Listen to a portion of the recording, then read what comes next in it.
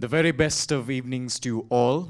Welcome to this Certified Professional Marketers discussion organized by the Sri Lanka Institute of Marketing. Now, given the current circumstances, for most unfortunate reasons, we're unable to get through to you or cater to a physical audience live. But the organizers have gone through everything to make sure that you and we reach you through Zoom. So if you are planning on joining this session, make sure to get the details from our posts on Facebook and join us live on Zoom as we proceed. Now, as far as introductions are concerned, I think SLIM doesn't really need one. For 41 years, the Sri Lanka Institute of Marketing has been the central hub for nurturing youngsters and making sure that they have a safe passageway for marketing and for taking up marketing as a career in Sri Lanka. Now, as far as today's discussion is concerned, we have three gentlemen joining with me today to have a discussion and touch base on the topic of marketing strategies in the booming Asia. Now, the question that you might be wondering, why are we touching base on Asia? From time immemorial, Asia has been a central location for many of the countries to engage in many activities, whether it be trade or marketing.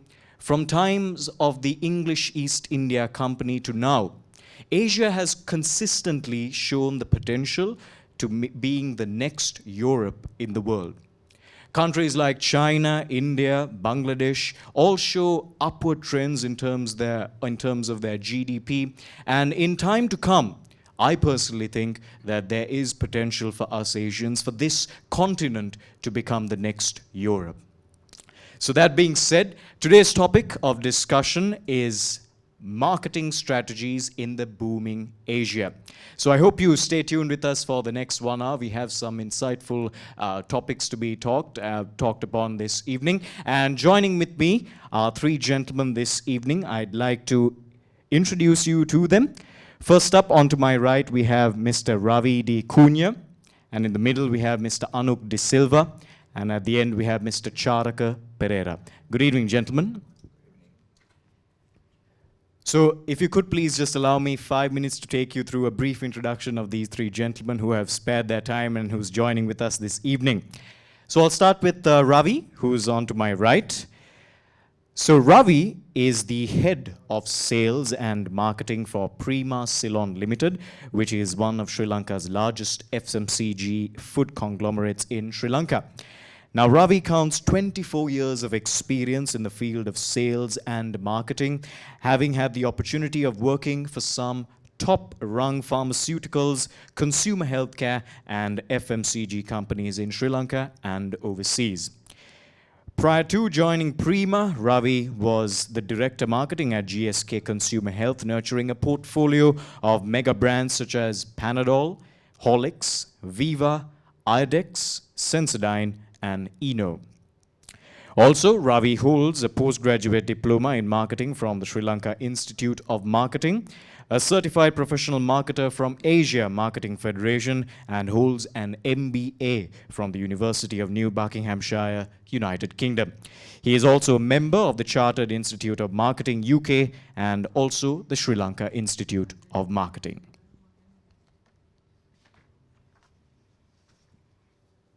Quickly taking you through who Mr. Anuk De Silva is. Anuk has over 13 years of experience in marketing, communications, and branding.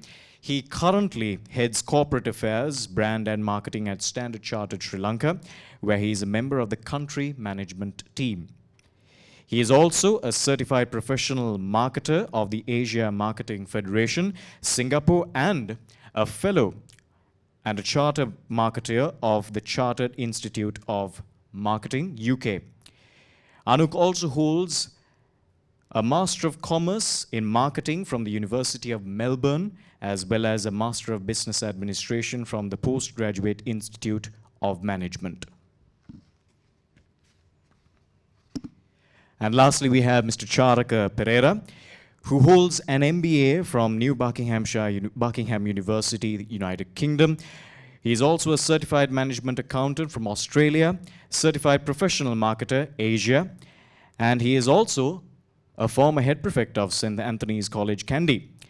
He joined Ceylon Breweries in 1997 and served 8 years as a marketing and channel development professional, handling the coveted brand Carlsberg and channel marketing plans for Lion Brewery range of products. He contributed to the development of FMCG retailing and marketing during the 4-year stint at Cargill's Food City operations and heading the marketing for the second most valued brand in Sri Lanka at the time. He currently serves as project chairman for national initiatives at SLIM with his brainchild SLIM Ignite National Forum. He practices the philosophy of performance without designated tags as well.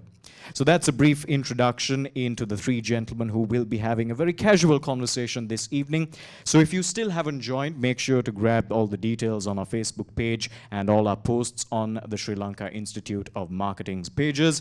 And make sure to join us live on Zoom for the next 50-55 minutes.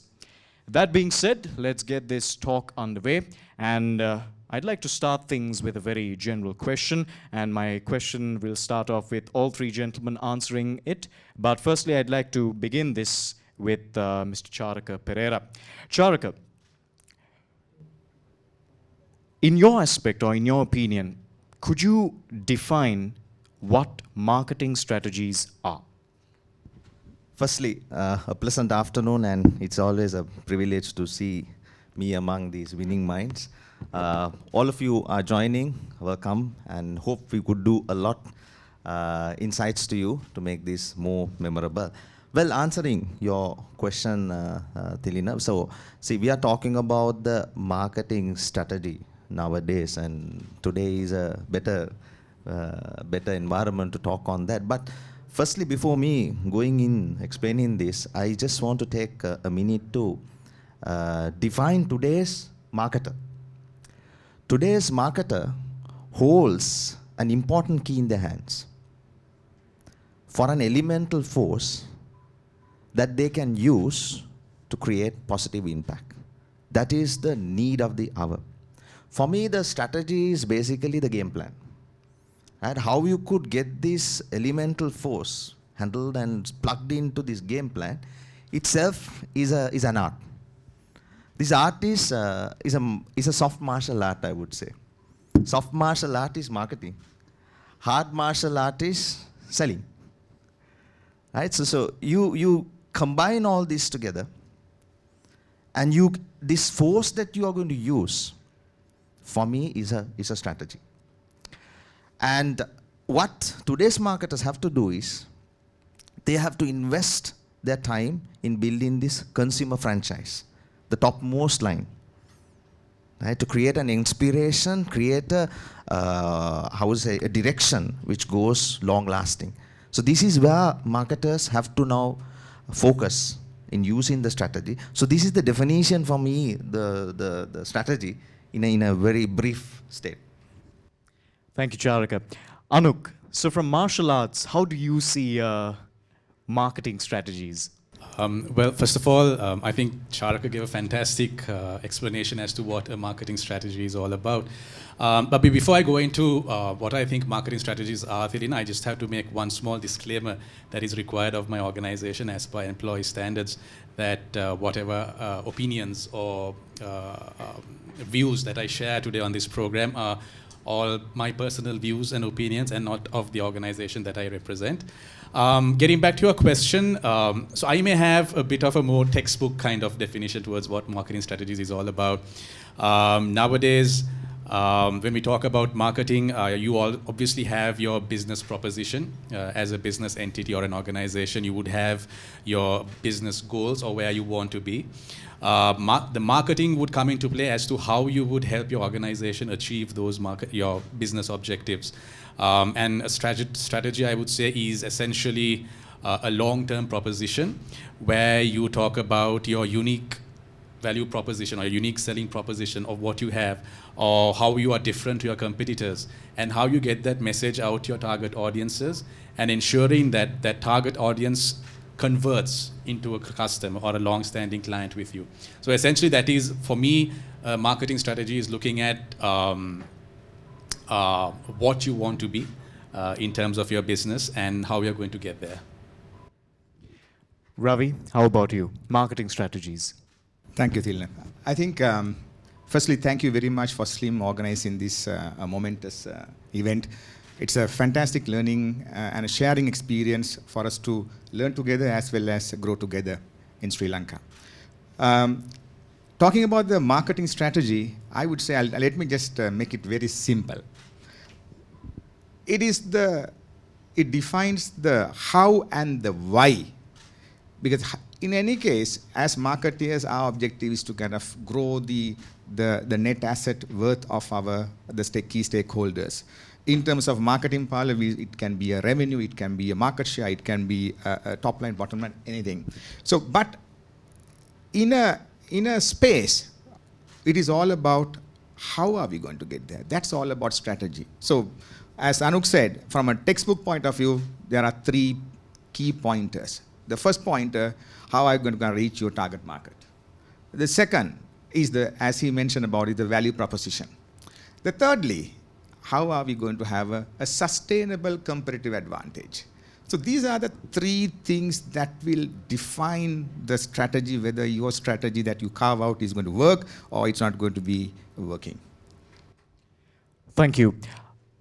So obviously when it comes to marketing strategies and when thinking of top lines, bottom lines, we obviously need to consider a certain amount of factors before considering or formulating or structuring these strategies. So my next question over to Anuk and Ravi is, what are these important key factors that we need to consider when architecturing these marketing strategies, especially in the case of any country of your choice? I'd like to ask, what do we need to consider? What do we need to think behind? What's the thinking behind formulating these marketing strategies? Anuk?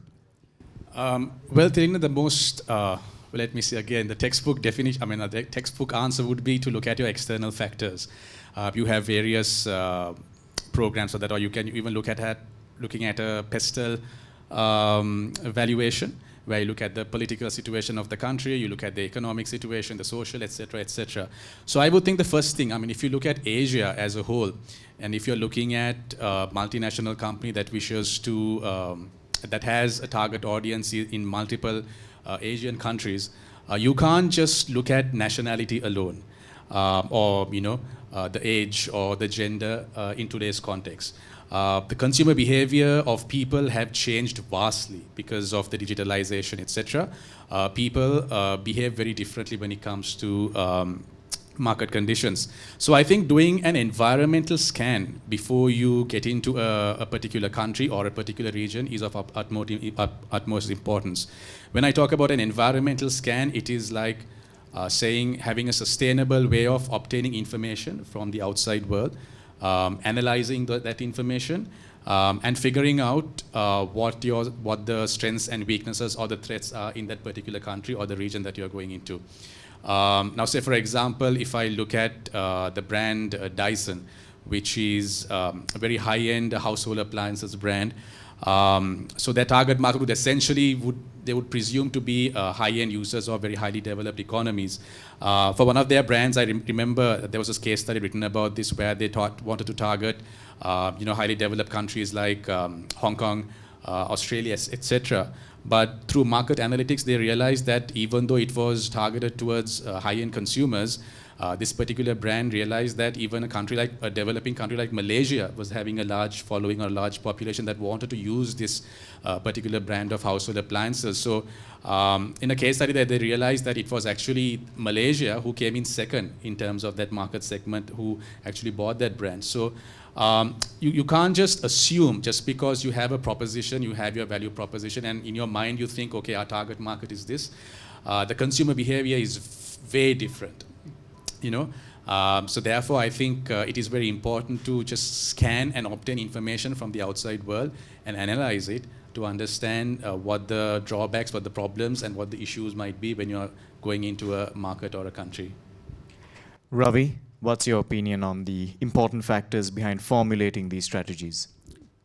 I think it's a very contextual question, Thilina, simply because today the branding has become an paramount important piece in the marketing mix or the business function. That's where the money is. So let me give a very a practical and especially in multinationals where I worked at, where the marketing strategy development was looked at from a three-pillar lens. And firstly, it is all about the strategic brand development arena. So the strategic brand development arena comprises of three attributes. The firstly, it is all about the brand positioning, which we all know.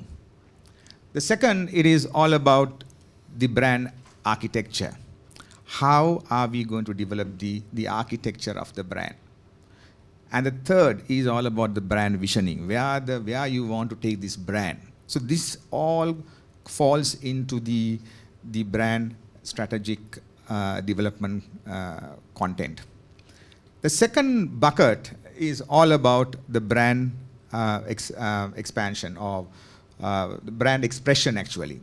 So the brand expression is all about, it is the play that a marketer will have with the 4 Ps, the marketing elements. In a case of a product, it is the 4 Ps. In a case of a service, it can be 7 Ps.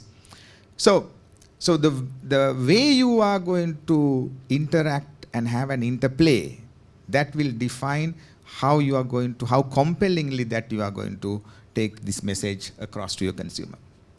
The third, the quotient is the brand equity part. So the brand equity is the simple discipline of a marketer. It is all about, it's like a drop of water falling at a particular interval onto a concrete. It will create a lesion on that.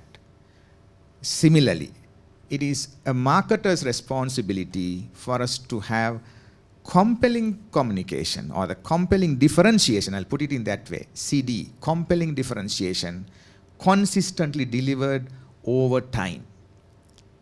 The repetition and the time is required. Once you do that, it's I used to call it as a kind of a mantra. It's a brand equity is all about CD squared, like a mathematical equation. So the CD squared means compelling differentiation. You consistently, you deliver it. So if a marketer adopts these three beautifully, and if you blend this nice concoction together, that's where you will have a differentiated, sustainable, I would say an ownable differentiation for you to have a competitive edge. Thank you, Ravi. Thank you very much. So in the interest of time, I'll move on to the next question, and that's over to you, Charaka. So just like Anuk mentioned now, this scan of a particular region, for example, this entire scan of, let's say, for example, whether it's the socio-economic, political background of a country when it comes to a product or service. So my question is, will a product or a service need to be adapted to such situations or such a part of a country when as far as a product or service is concerned? So does it need to be adapted to things like cultural sensitivity, the demographic, the socio-economic situation, the political situation in the country? Does it need to be adapted? Certainly, yes. There is no questions about it. Because today's winner is how you basically take the product across the oceans if you are in a paradise, or to the markets that it can go in. But primarily, let me answer this in the context of we being Asians. You rightly said it. You gave a brief introduction of the Asia as an opportunity, where we are. Today we live in a place or in a region where the world recession can be bailed out from our governance. Right? And today, if you really look at the disruption taking place, GDP must be, the regional GDP must be about 5.7. Okay, you discount China, it will be a different picture. But we are in a region where we can make a huge difference to the world economy. Now to a marketer or organization to sell their products and services here, how I would look at this of adaptability and customization, you need to understand 2 avenues. There can be more avenues, but if you can break these 2 avenues, which has helped me, there are 2 segments, important segments in the Asian context. One is the educational urban sector. That is about good 60%. In Sri Lanka, we say the urbanization is about how much? 30%, 70% is rural. Then you find the developing rural. Right? So your products essentially has to be, mapped out in these 2 avenues. If you do not know this, the game ends there. Then the thinking comes. You have to think regionally, not globally anymore. You have to think regionally and act locally. And customize the products locally with little tweaks. That's number 1. Long gone are the days where these multinationals, with respect to Ravi, going into markets and placing the products and demand for premiums. Those are all gone now.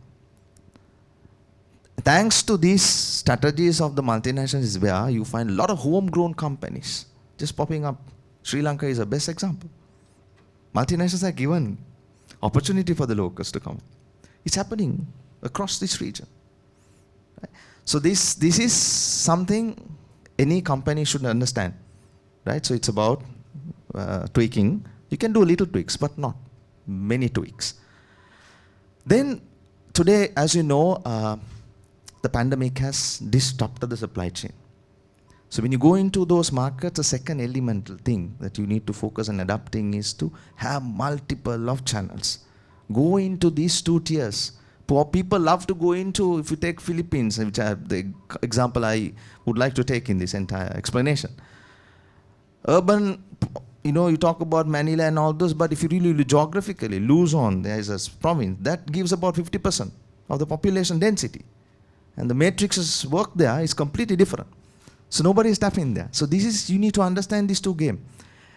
So the people who has gone and done this extensive distribution and going into multiple channels today are reaping the benefits. The adaptability, speed of demand management is more greater because they carry the entrepreneurial mindset in there. And thirdly, you have to leverage the innovation. Right? Innovation leveraging is basically not having headquarters and manage everything to the headquarters. To have the offices not a working operational office, it has to do some work to understand the localities and the dynamics in which those localities do work. Example, Walmart. If you take Walmart, today has a center in Hong Kong, primarily to not sell goods, to understand the region. So they are continuously working on it. The sourcing armies in China. So this is the migration they are happening. Very soon they will come, but they have failed in China. Right, so this is about this. So just to give you on my experience in Philippines, on the governmental and non-governmental and the cultural, I think that's one of the best countries to, explain, with a population about 110, third largest in the region, right, of the GDP. And being hospitable, the cultural barriers and all those put together, Americanized, right? So when you go and sell a product, I have an experience when I used to work for a company in Dubai. I had a task of selling the pasta.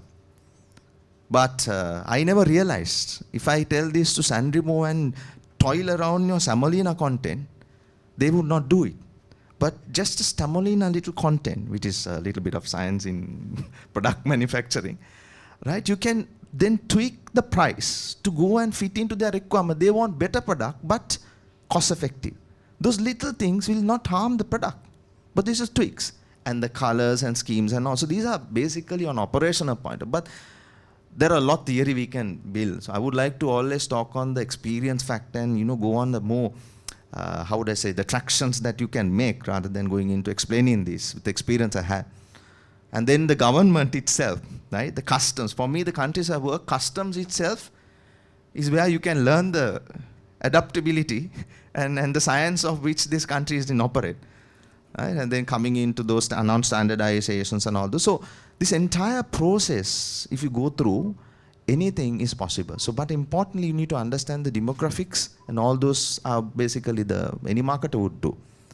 But the world in which now today exists, especially the Asians. Asians have disrupted their consumer behaviors, and all are in a different scale. So marketers have a responsibility, right? Not to learn the 18th century curriculum and act 21st century, right? So they have to act 21st century, but they have to then adapt to those thinkings. That's my answer. Thank you, Charaka. Thank you very much.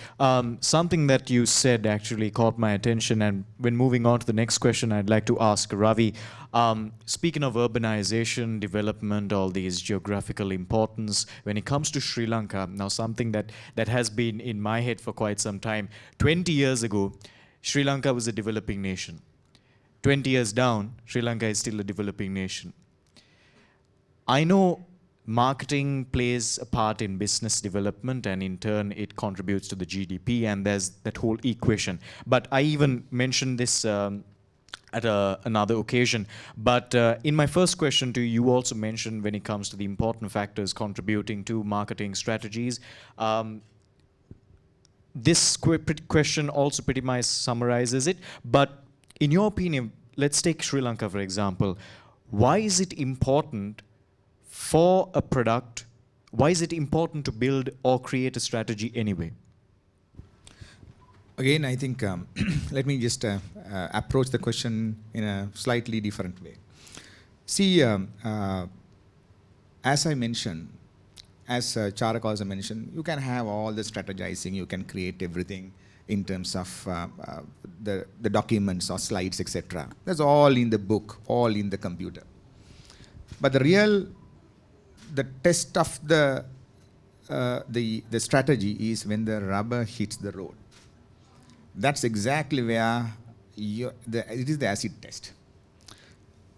So once you have done a proper conceptualization of what exactly that your consumer is looking at, how you are going to create that equity in the consumer's mind, you know, you have, like Stephen Covey says, you have won the start with the end in mind. You know exactly what is the desired outcome of the consumer.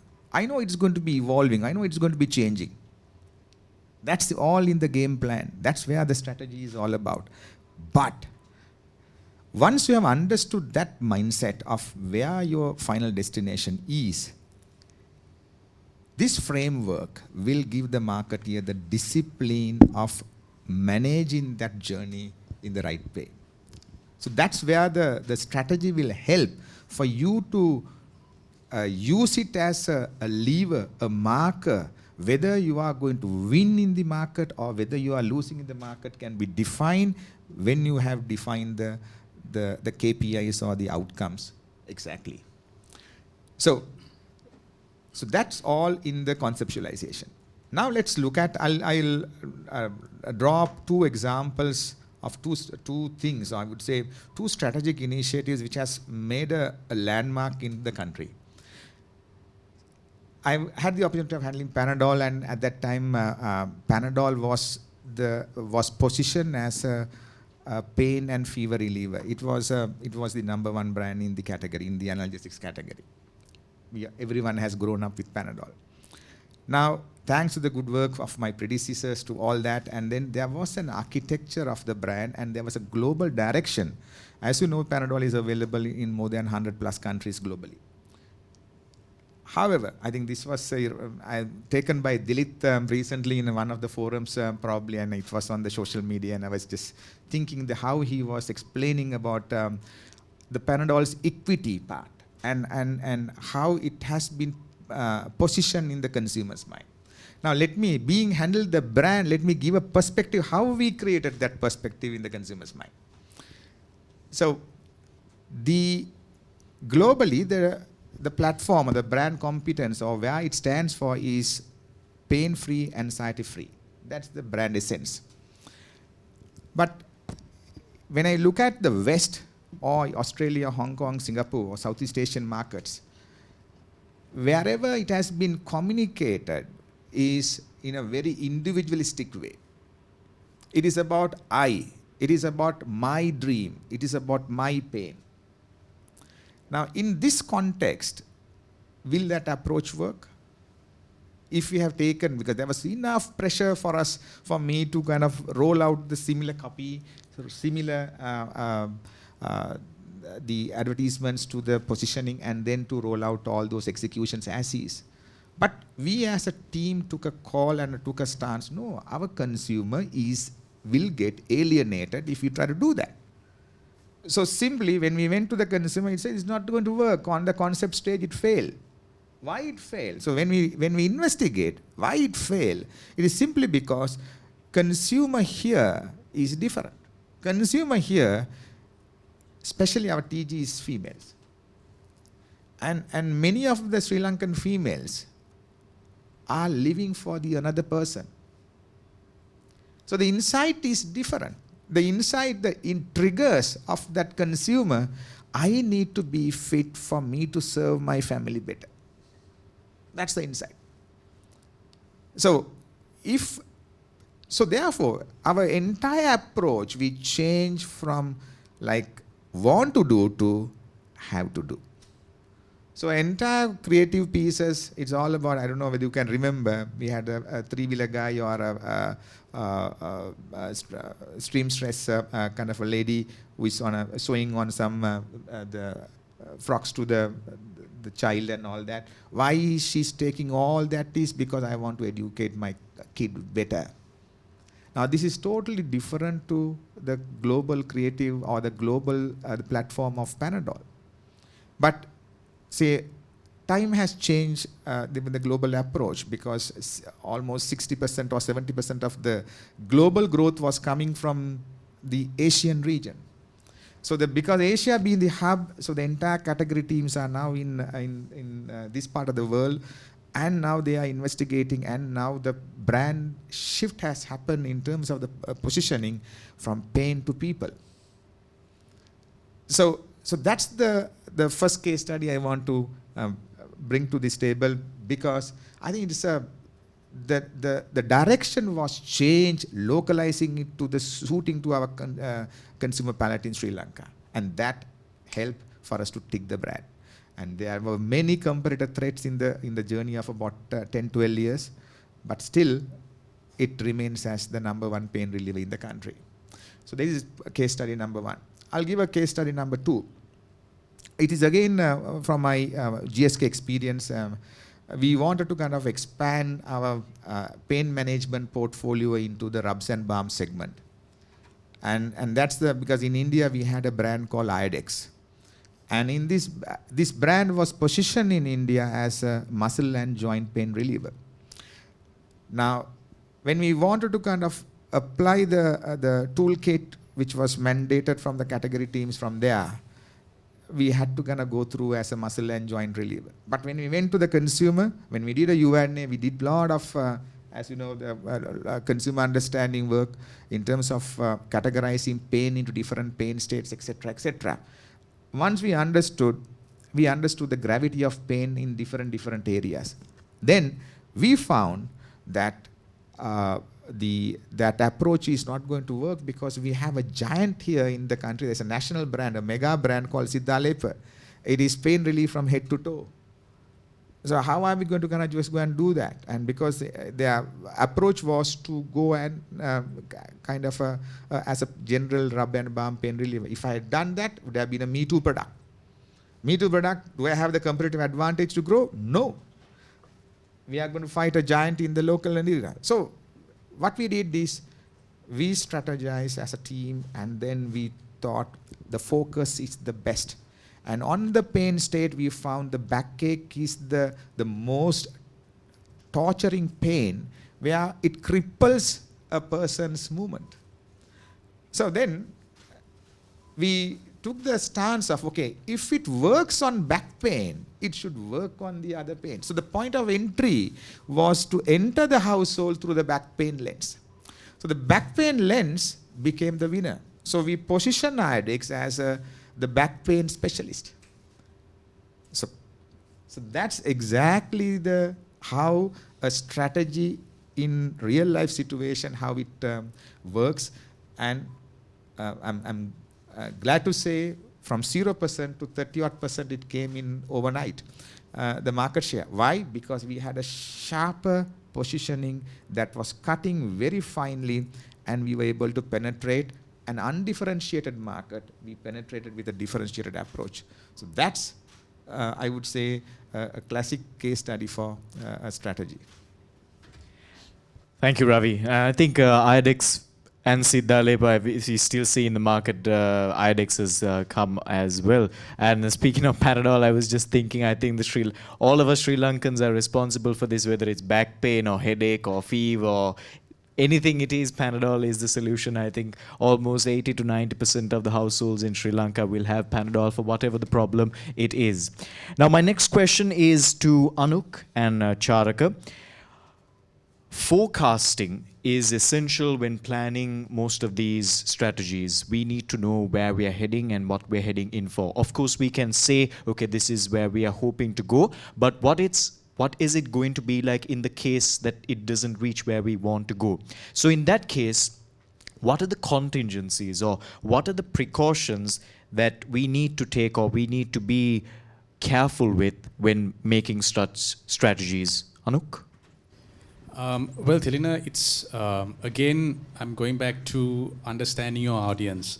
You have to have a thorough understanding of who your target market is, where they are located, how they are connected to you, via what channels, and even going deep down into understanding their consumer habits, what they are browsing, and understanding what their purchase habits are. Now, even going into the, like earlier, Charaka was saying how, Sri Lanka can be broadly divided into urban and rural, and even in rural you have the developing rural or the urbanizing rural.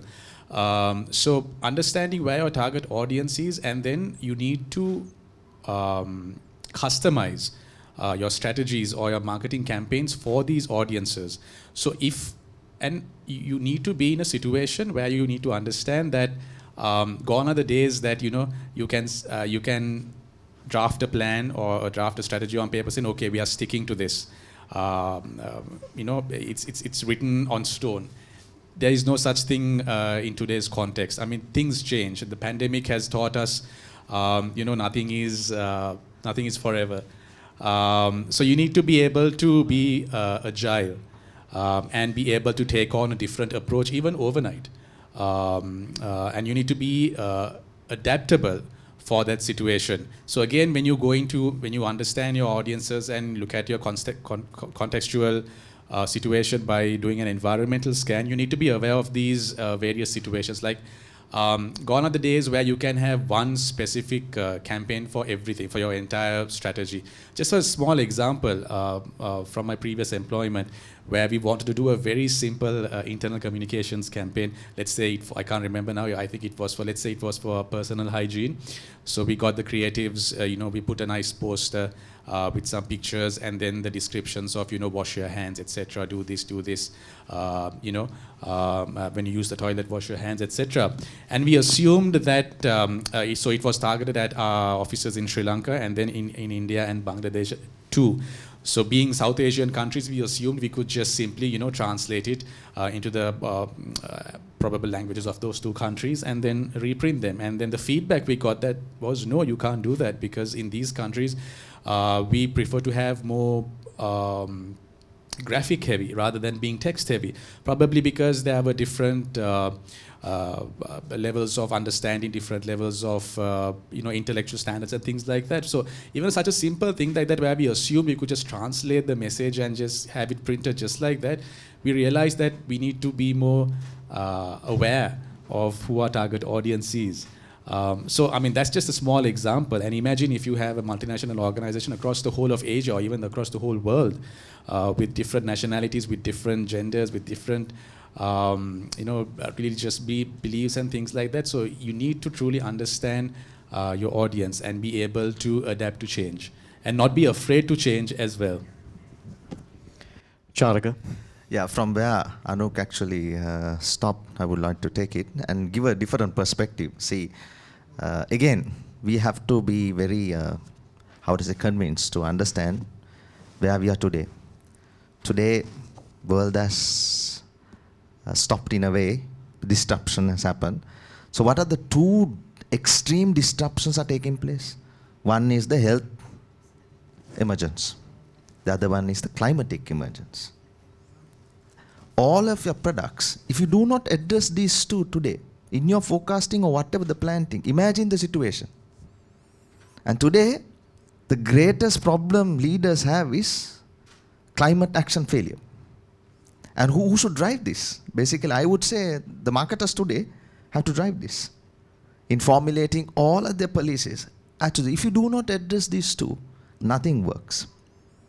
So this has to be a primarily, I would say, a thinking that has to come into forecasting the planning or entire process that we go in, building up a business case or building up a proposition, value proposition for the designated year.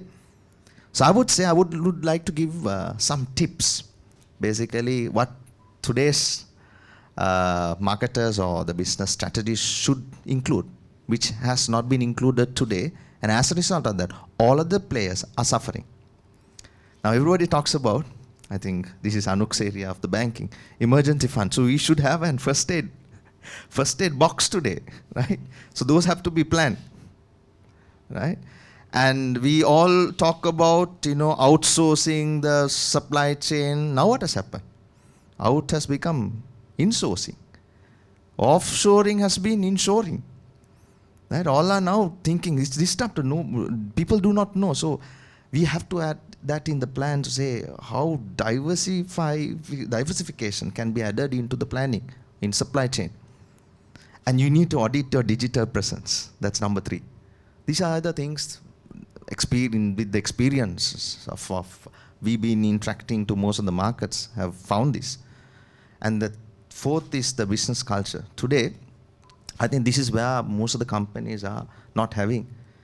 And I give a salute to the companies who have not cut their salaries, right? Because they have gone through this and they have had this culture to look after them.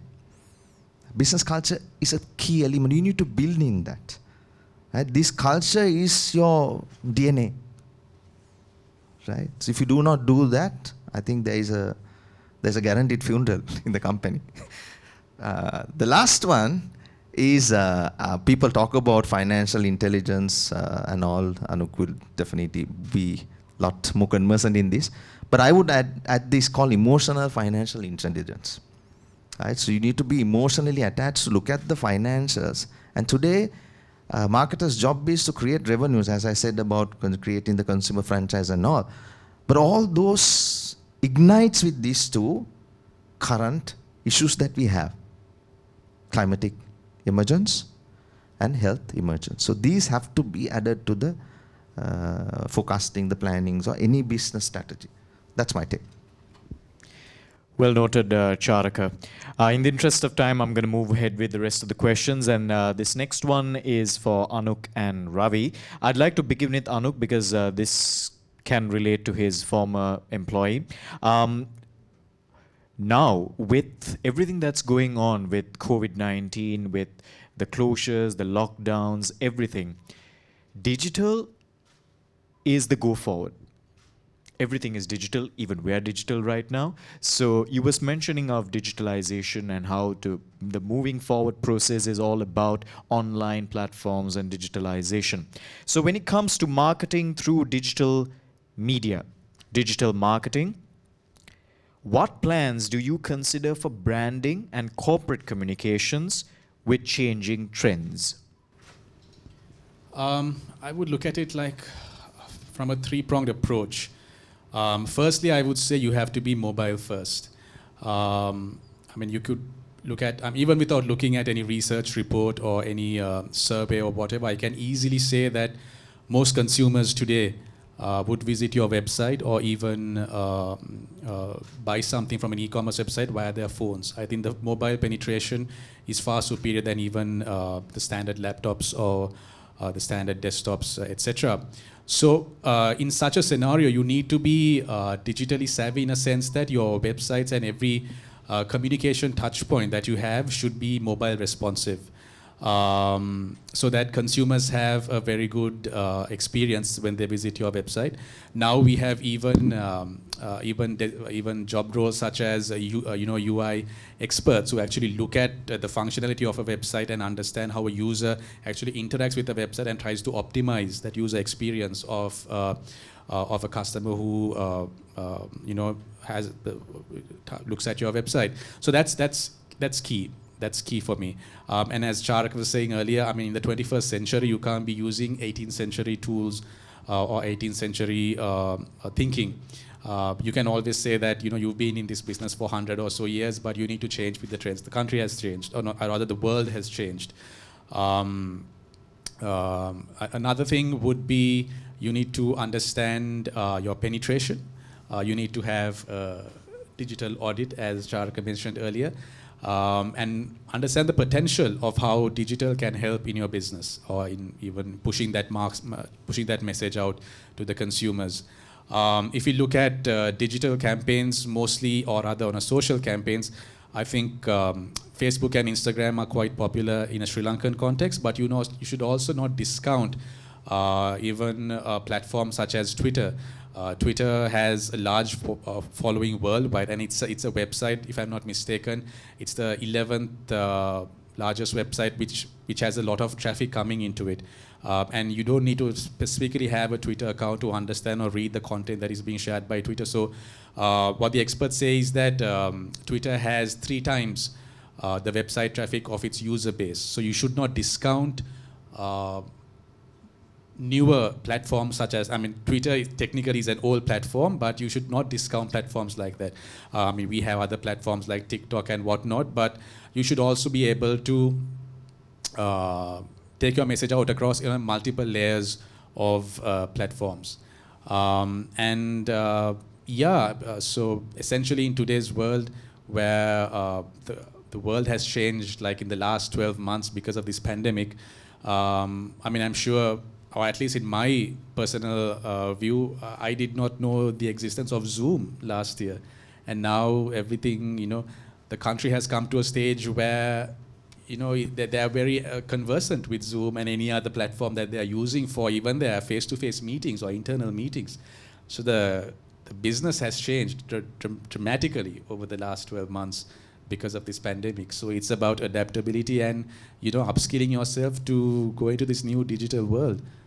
I think when you mentioned Zoom, what immediately popped into my head was there was a time when Skype was the Zoom, used to be the Zoom back then, but now you could hardly see people using Skype. It's more or less Microsoft Teams, Zoom.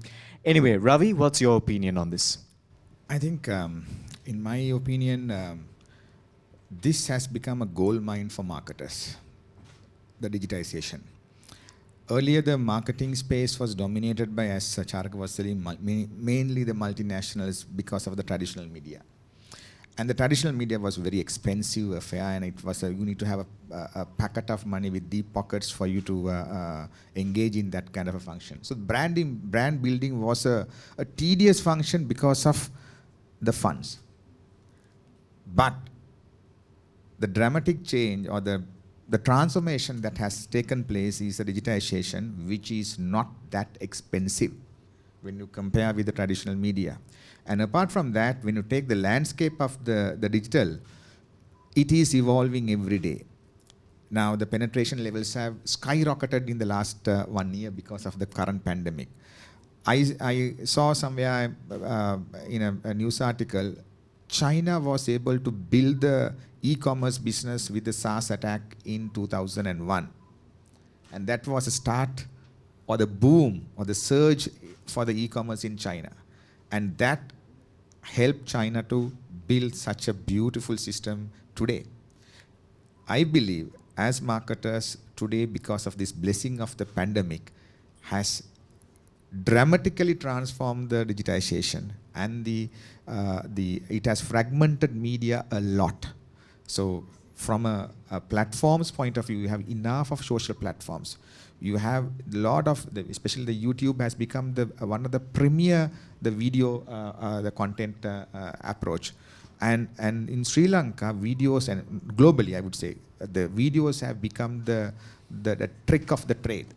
So rather than sending just in the content management, rather than just working on the normal static content, working with the video content has a much better engagement with consumers. So having said that, I would say it is available easily for marketers, for us to use it well, and it is a blessing that we had this pandemic, because we have got a, rather than having the traditional evolution of a desktop to a laptop to the laptop to the tablet to the tablet to the mobile, straight away from analog phone, we have moved into a smartphone, a device, a mobile platform. So the mobile commerce has become the name of the game. So therefore, it is very lucrative.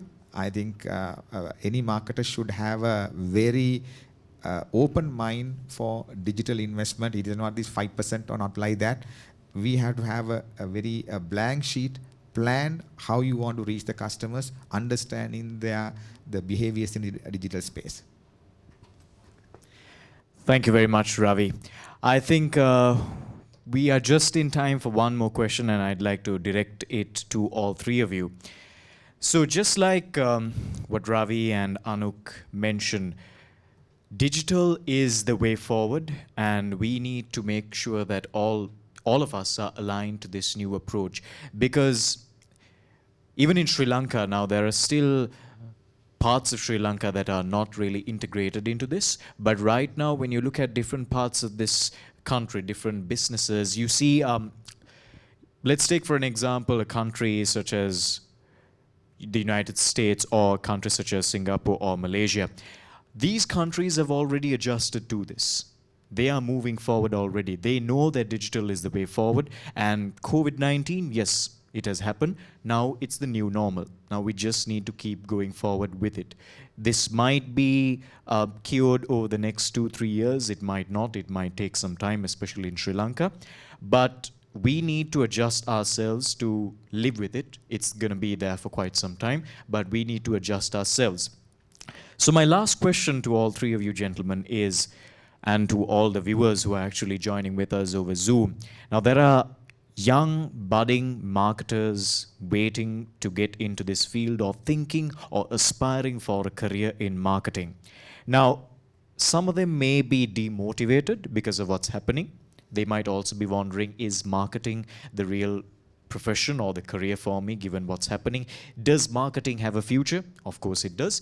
But given the current circumstances, there is a possibility that certain people might have a few doubts. So, in your opinions, when it comes to a global pandemic like this, what would be your advice to young marketers in the case of the future and in the case of strategic planning in terms of their career when it comes to marketing? Charaka, Anuk, Ravi. I'll open up. See, I think we talked about case studies in back classrooms. For all the marketers, you wouldn't have asked for a better case study than what you're seeing in front of your eyes. Right? So that itself is there as an opportunity. And marketers are the ones, as I said, who will have that elemental force to create positive impact and then to drive conclusions. Today the world is run, as I said, not by guns, as how you could use this power to make conclusions. So if you take this as a holistic process, marketers today are anyway the driving force. This cannot be automated. This is all about a pattern of thinking, go and analyzing, go into the deep end, and just see how best you could come up with something new. And networking plays a pivotal role. I want to just mention this. Today's marketers have to practice this term called conviviality. You know, conviviality is a different relationship, right? You have to keep the friendship and everything live. And today you have to consider your competitors as not competitors as in you get into a war. See a collaborative strategy. The industries have to be grown and share the thoughts, wisdoms and all. In that way, you all grow together. But your science and the formula can be different. So my one line for the marketers is, help this region to come out from this commodity mindset into the value-added mindset, So if you keep that as your target, nobody can do, only the marketers can do. That's my take. Anuk, how do you see this? From my perspective, Thilina, I think, again, this pandemic has changed the way the country or the world behaves. The world is not the same that was what it was 12 months ago, and it won't be the same what it will be 12 months from now on. And as Charaka said, I know we might be a bit biased by saying that marketing should be at the front end of this whole digitalization experience. But I think from a different perspective, I came into marketing by chance. Actually, it was not my first choice. I was a science student during my bachelor's education. But I think marketing for me was one of the best decisions I have ever made, getting into branding and marketing. Why? We deal with consumers, we deal with consumer buying patterns, we deal with consumers' mindsets and trying to push a product or service based on those needs and wants. And especially in this scenario, I think Asia has a lot to gain, because if I'm not mistaken, a recent article suggested that Asia might recover faster than the rest of the world, and they are predicting that Asia might grow at about 7.5% for this year, with probably China and India leading the way. So it's a great place to be in from an Asian perspective. And I mean, from a CPM program perspective, I think the Certified Professional Marketer program has a lot of very good subjects that target the Asian mindset. We talk about marketing research, we talk about Asian business management, and even marketing strategies in the Asian region. So I think from a learning perspective, the CPM program is also quite relevant for today's marketers. And my one advice would be to young marketers who want to get into the field or who want to grow themselves in the field is to don't sit on your laurels anymore. Gone are the days where HR will invite you for a training program and have a room booked with a trainer and provide Microsoft PowerPoint slides and give you notes to take back and go through. Those days are gone with the pandemic. Everything is now digital. Learning is available if you want to go. Most of these, if you want to upskill yourself, you have to do it yourself. It has to come from within you. So don't sit on your laurels. Always try to learn something new so that you upskill yourself to get to the next level. And that would be my advice for young marketers in today's world. Thank you, Anuk. Ravi? Yeah, I think in my mind, for my advice for young budding marketers is this pandemic setback is just it is not going to be staying for long, and definitely it will come and go. And as marketers, my submission is start learning to see through the dark cloud and then see the silver line. So as a marketer, always an optimistic personality. You will see opportunities in a chaos. So that's where you will thrive as a marketeer, even in chaos. So that's my single line. Marketers are blessed with that. So believe in that and then do that well. Thank you very much, Ravi. I think to all the marketers out there who are joining right now, I think opportunities in a chaos, that's the words to live. Those are the words to live by. Make sure that COVID-19, yes, it's a setback, but there's always scope for improvement. There's always room for improvement, and try to use this opportunity, use the current circumstances as much as possible to your advantage in terms of an opportunity. And that's the message from all three of our speakers this evening to all our marketers. Now, that being said, I think we're out of time, gentlemen. It's been quite an insightful session this evening. So I think a big thank you goes out to the Sri Lanka Institute of Marketing to going through the trouble of making sure that such an insightful and simple and casual conversation takes place even amidst of such hurdles. And they've made sure that this entire conversation and discussion is reaching to you via Zoom. And most importantly, on behalf of the Sri Lanka Institute of Marketing, I'd like to offer offer our entire gratitude to you three gentlemen. Thank you, Mr. Ravi De Coonghe, Mr. Anuk De Silva, and Mr. Charaka Perera. Thank you very much for joining here with us on a Saturday evening. And to you, thank you to all our viewers. Thank you very much for joining with us via Zoom. And make sure that you also have an opportunity to enroll with SLIM for the Certified Professional Marketers program. Make sure to get in touch with SLIM, and they have all the details on their website www.slim.lk, or even call them up and get all the information that you need. And if you need any clarification, they will be right there to offer you with all the details. That being said, it's been quite an informative session this evening, and it's been a pleasure coming through to you via Zoom. Thank you very much once again, gentlemen. My name is Thilina Udayaratne, and it's been a pleasure. Until next time, thanks for watching. Have a great evening.